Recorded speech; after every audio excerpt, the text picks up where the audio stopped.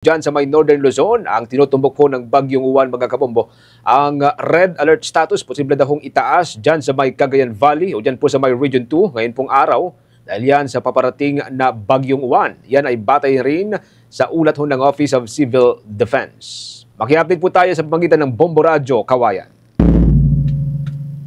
Inihayagan ng Office of the Civil Defense OCD Region 2 na maaring itaas sa red alert status ang buong Cagayan Valley Region dahil sa inaasahang pananalasa ng Bagyong Uwan na kasalukuyang nasa labas pa ng Philippine Area of Responsibility.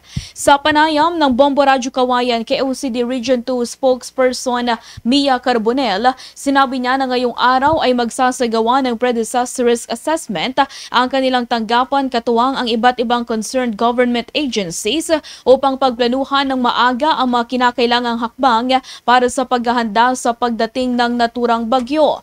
Nagpaalala rin ng OCD sa mga lokal na pamahalaan sa Region 2 na tiyaking nakahanda ang kani-kanilang mga disaster response teams, kagamitan at mga evacuation center. Inatasan din ang mga lokal na opisyal na magsagawa ng maagang pagpapalikas sa mga residente ng low-lying at landslide-prone areas, pati na rin ang paglilinis ng mga daluyan ng tubig at clearing operations sa mga lugar na madalas bahain.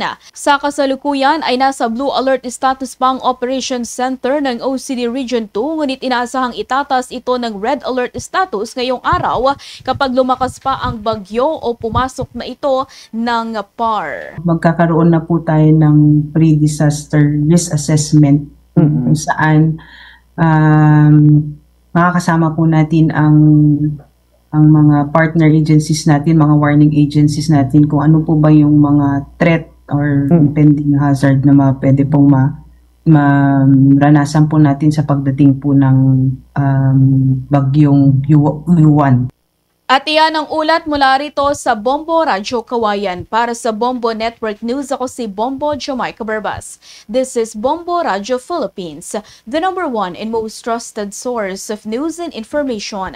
Basta Radyo, Bombo. For the most trusted source of news and information, visit our website at www.bomboradio.com. Follow us on Bombo Radio mobile app, Facebook, YouTube, TikTok, and X, formerly Twitter.